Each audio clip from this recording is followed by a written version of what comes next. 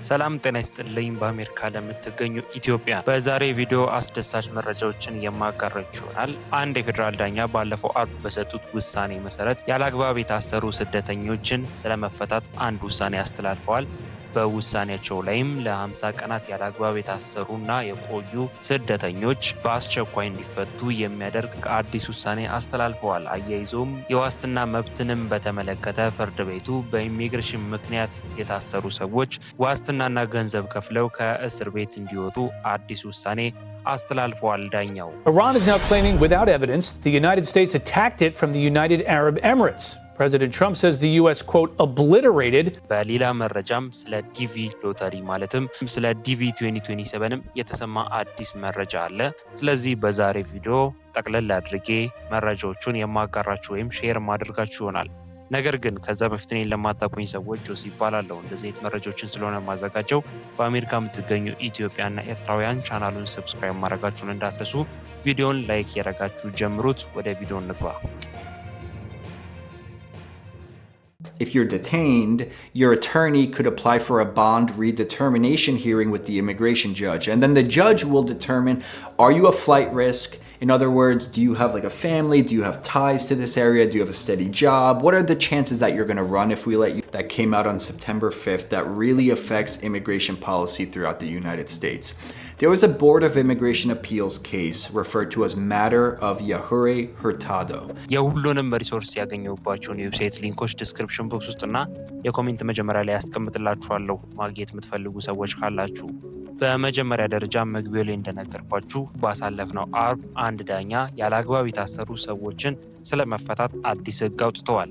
ለ50 ቀናት ያለአግባብ ታስረው የቆዩ የጥገኝነት ጠያቂዎች ወይም አሳይለም ሲከር የምንላቸው ሰዎች በአስቸኳይ እንዲፈቱ የሚያዝ አዲስ ሕግ አውጥተዋል። እንደነገርኳችሁ ለ50 ቀናት ያክል ያለአግባብ የታሰሩ ስደተኞች ካሉ አሳይለም ሲከርም ሆኑ ግሪን ካርድ ሆልደርም ሆነ አጠቃላይ ማንኛውም ስደተኛ ማለት ነው ወይም ኢሚግራንት ማለት ነው ለ50 ቀናት ያክል ያለአግባብ ታስሮ የቆየ ከሆነ በአስቸኳይ እንዲፈታ የሚያደርግ አዲስ ሕግ አውጥተዋል። አያይዞም የዋስትና መብትን የሚመለከቱ ውሳኔዎችንም አስተላልፈዋል። የፌዴራል ዳኛው በኢሚግሬሽን ምክንያት የታሰሩ ሰዎች የዋስትናና የገንዘብ አማራጭን ተጠቅመው ከእስር ቤት እንዲወጡ የሚያደርግ አዲስ ውሳኔ አስተላልፈዋል። ይህም ጉዳያቸውን በውጭ ሆነው እንዲከታተሉ ማለትም ስደተኞች ማለት ነው ጉዳያቸውን በውጭ ሆነው ማለትም ከእስር ቤት ውጭ ሆነው ጉዳያቸውን እንዲከታተሉ የሚረዳ አዲስ ውሳኔ አስተላልፈዋል።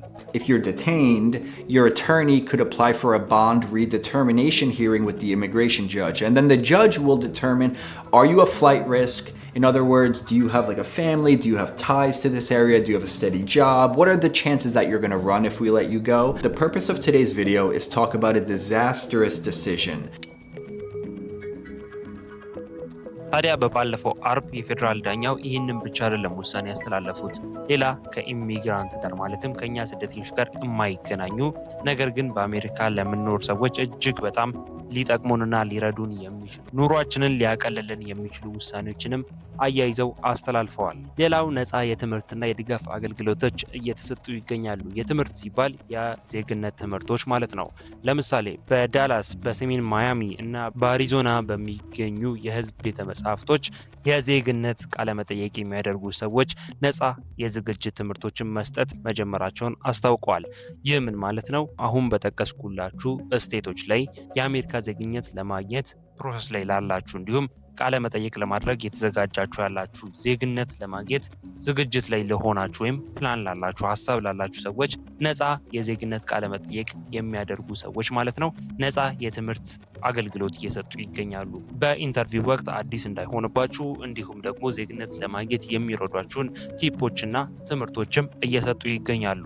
በትምህርቱ ወይም በስልጠናው ላይም በውጭ ሀገር ለተወለዱና የመታወቂያ ሰነዶች ለምሳሌ እንደ የልደት ካርድ፣ የምስክር ወረቀት ለጠፋባቸው ሰዎች ሰነዶቻቸውን መልሰው እንዲያገኙ የሚያግዝ አዲስ ፕሮግራም በአሪዞና መጀመሩ ተገልጿል። In the years after the American Civil War, the U.S. made 3 amendments to its national constitution that, among other things, established rights for African Americans. One of those amendments abolished slavery. One granted the right to vote to African American men, and one, among other things, ሌላው በዳይቨርሲቲ ቪዛ ወይም በዲቪ ሎተሪ ፕሮግራም ላይ አዲስ የተሰማ መረጃ አለ። ይህ ፕሮግራም ማለትም ዲቪ ሎተሪ የምንለው ማለት ነው በዝቅተኛ ኢሚግሬሽን መጠን ካላቸው ሀገራት ለምሳሌ እንደ ኢትዮጵያን ጨምሮ ለመጡ ሰዎች በየአመቱ እስከ 55000 የሚደርሱ ቋሚ ነዋሪነት ቪዛዎችን የሚሰጥ ፕሮግራም ነው። የዲቪ 2026 ውጤት ከግንቦት 2017 ዓ.ም በኢትዮጵያ ማለት ነው ወይም ደግሞ ከሜይ 2025 ጀምሮ ይፋ መሆኑ ይታወቃል።